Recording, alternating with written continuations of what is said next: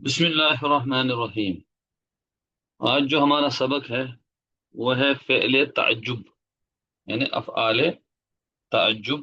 تو یہ جو افعال تعجب ہیں یہ بھی اصل میں افعال ہی ہیں، لیکن ان کو تعجب کے معنی بیان کرنے کے لیے استعمال کیا جاتا ہے۔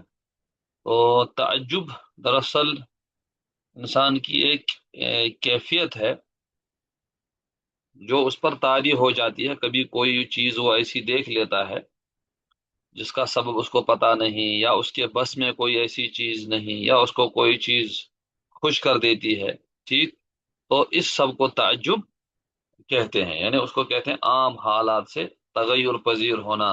کبھی سبب مخفی ہے، پتہ نہیں ہے، اور نفس اس سے متاثر ہوا، تو ان کے لیے ہم تعجب استعمال کرتے ہیں۔ یہ تو لیگزیکل میننگ ہو گئے۔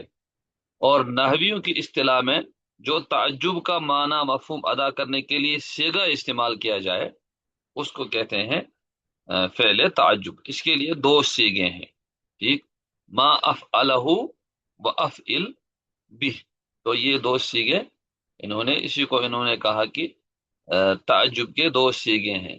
جیسے کہا جاتا ہے للتعجب صیغتان، پہلے تعجب کے دو صیغے ہیں، یعنی اس کے دو وزن ہیں۔ تو وہ دو وزن کیا ہے؟ نمبر ایک ما افعلہ، اور دوسرا ہے افعل بھی۔ تو پہلے دیکھتے ہیں ما افعلہ۔ تو ما افعلہ نے جس چیز کا ہمیں تعجب لانا ہے اس وزن پر لائیں گے، افعلہ۔ تو احسن اور ہو اس کے بدلے میں زیدن آ گیا، ٹھیک۔ تو ہو گیا ما احسن زیدن، زید کیا ہی اچھا ہے، ٹھیک۔ یہ اصل میں ایو شیئن احسن زیدن تھا، ٹھیک۔ ایو شیئن احسن زیدن، اس میں ما بمانا ایو شیئن مبتدا ہے، ٹھیک۔ یہاں یہ جو ما ہے یہ ایو شیئن کے برابر ہے۔ تو ما بمانا ایو شیئن یہ ہو گیا مبتدا، اور احسن زیدن یہ خبر ہے، ٹھیک۔ پھر احسن جو ہے اس کا فاعل ہوا ہے، احسن ہوا، اور زیدن مفعول ہے، ٹھیک۔ فعل فاعل اور مفعول مل کر کے جملہ فعلیہ ہو کر کے خبر، ایو شیئن مبتدا خبر ہو کر کے جملہ اسمیہ خبریہ، ٹھیک، یا تعجبیہ۔ چونکہ اس میں ہم تعجب کا اظہار کر رہے ہیں اس لیے یہ تعجبیہ ہو گیا۔ تو یہ تو ذیلی طور پر جو ہمیں باتیں ذہن میں ہونی چاہیے کہ اگر ہم کبھی اس کی ترکیب کریں تو وہ ترکیب کس طریقے سے ہوگی۔ تو کس طریقے سے ہوگی؟ یہ جو ما ہے یہ ایو شیئن کے معنی میں ہے، اور یہ مبتدا ہے، ٹھیک۔ اور افعل ہو، افعل کے بدلے میں ہم نے لایا احسن، اور ہو کے بدلے میں لایا زیدن۔ اور احسن یہ فعل ہے، اور اس کے اندر ہوا ضمیر وہ فاعل ہے، اور جو زیدن ہے وہ مفعول ہے۔ فعل فاعل اور مفعول مل کر کے جملہ فعلیہ ہو کر کے خبر ہو گئی ایو شیئن کی۔ اس طریقے سے یہاں پر یہ مبتدا ہے اور یہ اس کی خبر ہے، ٹھیک۔ تو یہ ایک صیغہ ہو گیا ما افعل ہو، ٹھیک۔ اور دوسرا صیغہ ہے احسن بزیدن، افعل بھی، افعل بھی، یعنی جس کا ہمیں تعجب بنانا ہے اس کو افعل کے وزن پر لائیں گے، احسن، اور پھر لائیں گے با، اور پھر اس اسم کو لائیں گے احسن بزیدن۔ یہ اصل میں تھا احسن زیدن، احسن زیدن۔ اس میں احسن صیغہ امر بمانا ماضی ہے، احسن بزیدن۔ تو احسن صیغہ امر ہے لیکن ماضی کے معنی میں ہے، اور زیدن اس کا فاعل ہے، فعل فاعل ہو کر کے جملہ فعلیہ اور با زائدہ ہے، ٹھیک۔ تو یہ ہلکے سے معنی ہم نے اس کے سمجھ لیے۔ ایک تو ایک ترکیب میں ما والی ترکیب میں جملہ اسمیہ بنتا ہے، اور دوسری والی ترکیب میں جملہ فعلیہ بنتا ہے۔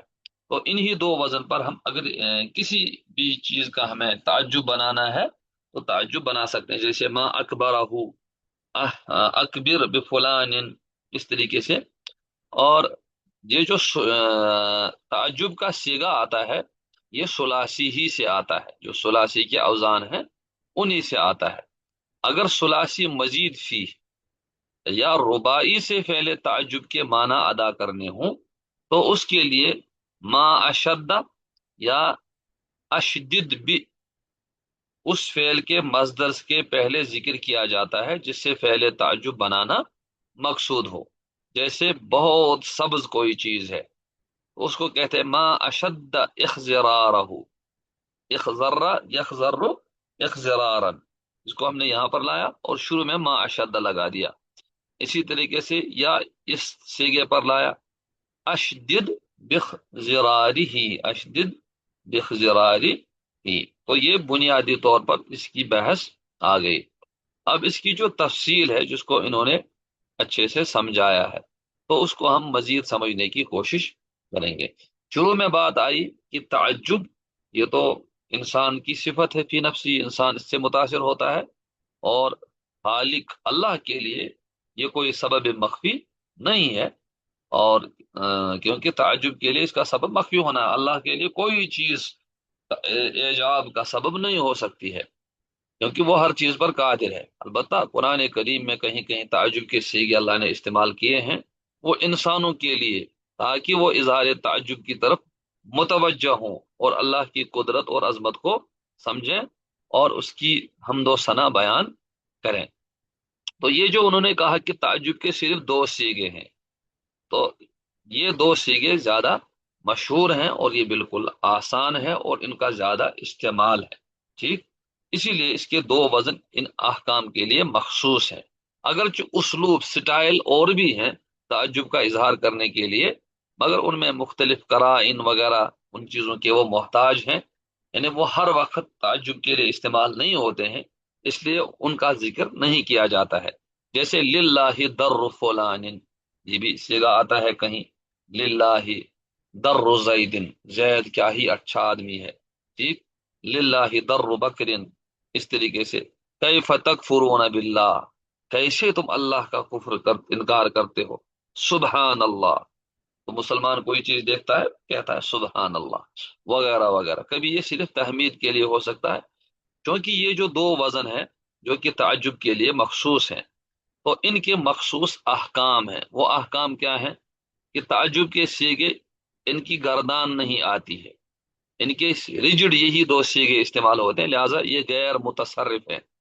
और इसी तरीके से आमिल और मामूल के दरमियान फसल नहीं होगा, डायरेक्ट आहसिन भी उसके बाद जो लफ्ज हमें यूज करना है फौरन होगा, तो आमिल और मामूल के दरमियान फसल नहीं होगा।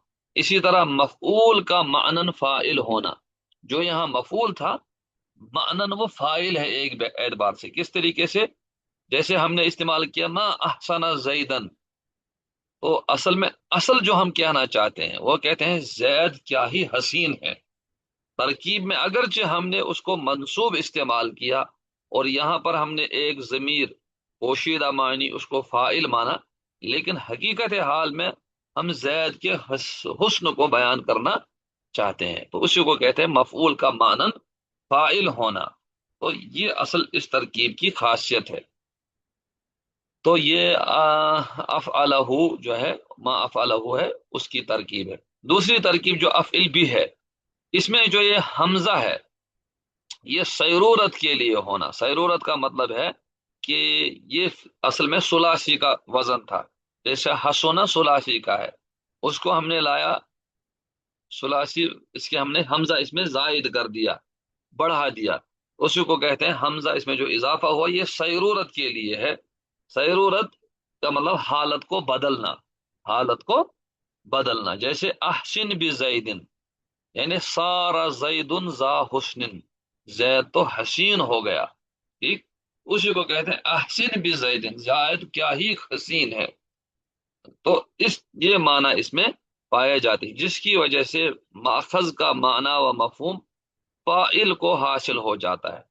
तो ये जो है फाइल, ये असल में मकसूद है यहाँ पर। ठीक, तो ये सारी चीजें इस फेल ताज्जुब के साथ खास है। असल जो सहूलत के लिए है वो आपको ये दो सीगे याद رکھنے ہیں، باقی ساری بحثیں اس میں اضافی ہے۔ نوٹ: فعل تعجب میں حمزہ تعدیہ کی وجہ سے فعل کے متعدی ہونے کی ایک نئی صورت پیدا ہوتی ہے، جو اس فعل کے غیر تعجب میں استعمال کیے جانے سے جدا گانا ہے۔ کیونکہ غیر تعجب کے استعمال میں حمزہ تعدیہ کے آنے سے پہلے جو فاعل تھا وہ حمزہ تعدیہ کے آنے کے بعد بھی علی حال ہی مرفوع باقی رہتا ہے، البتہ معنی میں فرق ہو جاتا ہے۔ اس کا کیا مطلب ہے کہ عام طور پر ہم حمزہ لاتے ہیں تعدیہ کے لیے، جیسے باب افعال میں ہم کسی صیغے کو لاتے ہیں تو پہلے جو چیز وہاں پر لازم تھی وہ متعدی ہو جاتی ہے، اور جو متعدی تھی وہ لازم ہو جاتی ہے۔ مثال کے طور پر سمع زید درسن، یہ ثلاثی ہے، ثلاثی فعل، زید نے درس سنا۔ اسمع زید درسن، زید نے درس سنایا، زید نے درس سنایا، تو کس کو سنایا؟ کسی اور کو سنایا، تو اس میں ایک تعدی کے معنی مزید پیدا ہو گئے، ٹھیک۔ لیکن یہ جو فاعل تھا یہ فاعل ہی رہا، یہ یہاں بھی فاعل ہے یہاں بھی فاعل ہے، یعنی جو افعال تعجب کے علاوہ اگر ہم کہیں حمزہ لاتے ہیں جیسے باب افعال میں، وہاں بسا اوقات یہ ہوتا ہے کہ جو مرفوع تھا وہ مرفوع ہی رہتا ہے، لیکن تعجب میں حمزہ تعدیہ کے آنے سے پہلے جو فاعل تھا وہ مفعول ہو جاتا ہے، اگرچہ حقیقتاً وہ فاعل ہی شمار ہوتا ہے، ٹھیک، کیونکہ معنی میں سوائے اظہار تعجب کے کوئی اور فرق واقع نہیں ہوتا ہے، ٹھیک۔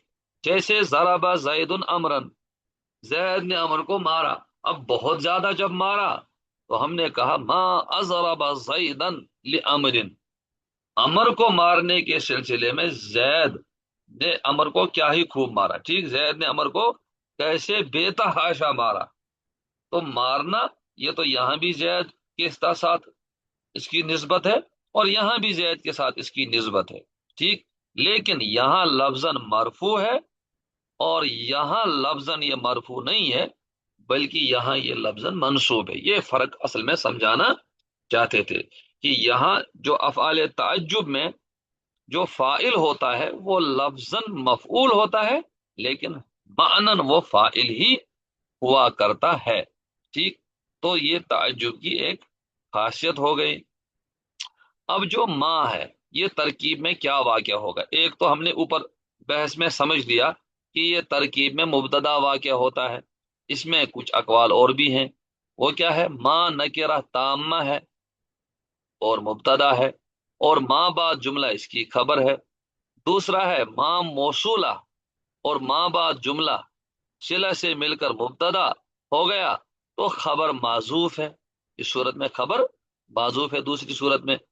تیسری صورت ماں نکرہ موصوفہ، ماں بعد جملہ صفت، تو موصوف صفت سے مل کر مبتدا اور خبر محذوف ہے، اس صورت میں بھی خبر محذوف ہے۔ اور چوتھی صورت ہے ماں یہ ایو شیئن کے معنی میں ہو کر کے مبتدا اور ماں بعد جملہ اس کی خبر ہے، ٹھیک۔ تو چاروں صورتوں میں بہرحال ماں یا تو تنہا مبتدا ہے یا پورے جملے کو لے کر کے مبتدا ہے، ٹھیک۔ جس صورت میں ماں تنہا مبتدا ہے اس صورت میں باقی جملہ اس کی خبر ہے، اسی کو انہوں نے سبق میں اوپر بیان کیا ہے، وہ ہے چوتھی صورت۔ اور بقیہ صورتوں میں بلکہ اس صورت میں بھی ماں نکرہ تامہ ماننے کی صورت میں بھی ماں مبتدا ہے اور باقی جملہ اس کی خبر ہے، ان دو صورتوں میں۔ اور یہ جو باقی دو صورتیں ہیں جس میں ماں کو موصولہ مانا گیا یا ماں کو موصوف مانا گیا، تو ان صورتوں میں ماں اور پورا جملہ مل کر کے یہ مبتدا ہو جاتا ہے اور پھر خبر معذوف ہے، تیسری صورت میں بھی خبر معذوف ہے، ٹھیک۔ تو یہ ہو گئی ماں کی ترکیب۔ اب جو حمزہ ہے، حضرت اس کو تھوڑا اور دوبارہ سمجھائیں گے؟ جی، جو ہم نے اس یہاں پر جیسے ماں ماں ماں کی ترکیب ازربا زائدن، ماں ازربا زائدن، یہ ہمارے پاس جملہ ہے۔ تو اس میں یہ جو ماں ہے یہ ماں ہے کیا؟ پہلی صورت یہ ہے کہ یہ ماں نکرہ تامہ ہو کر کے مبتدا ہے اور باقی جملہ یعنی اضرب بزیدن یہ اس کی خبر ہے۔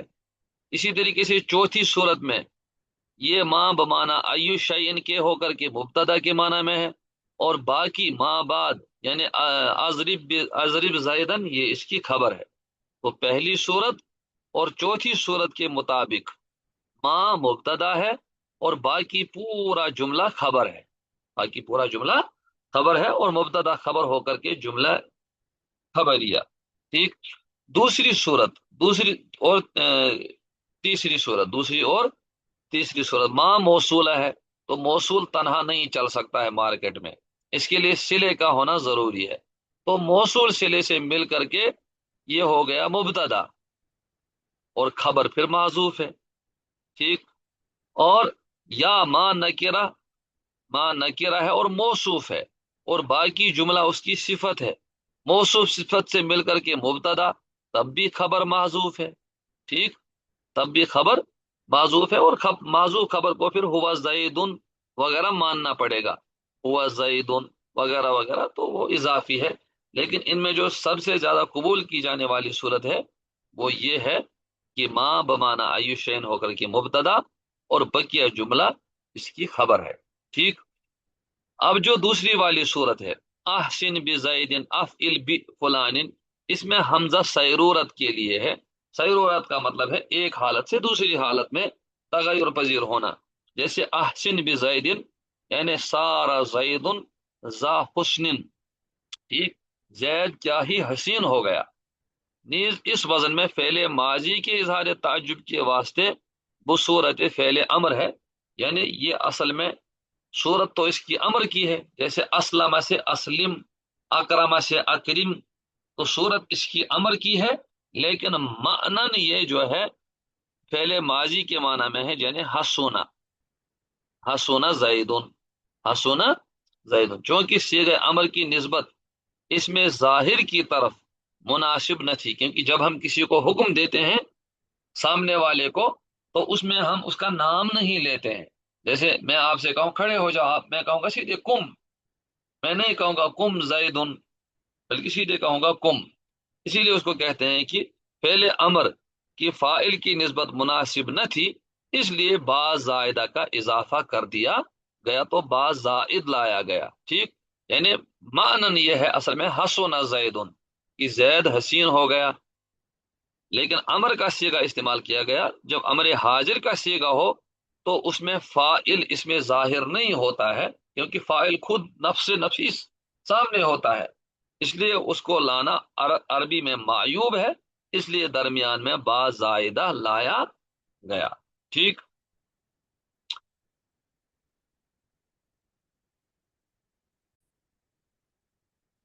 دوسری ترکیب احسن، یہ فعل امر ہے، اس میں انت ضمیر مستتر ہے. احسن انت، اور وہی انت اس کا فاعل ہے. با تعدی کے لیے ہے اور زیدن مجرور ہے. ٹھیک. احسن انت بزیدن. ٹھیک. پھر انت سے کس کو مخاطب کیا جاتا ہے؟ تو جواب ہے فعل مذکور کے مصدر کو مخاطب کیا جاتا ہے. لہذا اس سے مراد ہے یا حسن احسن بزیدن، اے حسن زید کے ساتھ حسن کا معاملہ کر دے. تو یہ بہت لمبی ترکیب ہے. ٹھیک. اور اس میں پھر حاصل کچھ نہیں ہوگا، اس لیے پہلی والی صورت اس کے لیے زیادہ مناسب ہے.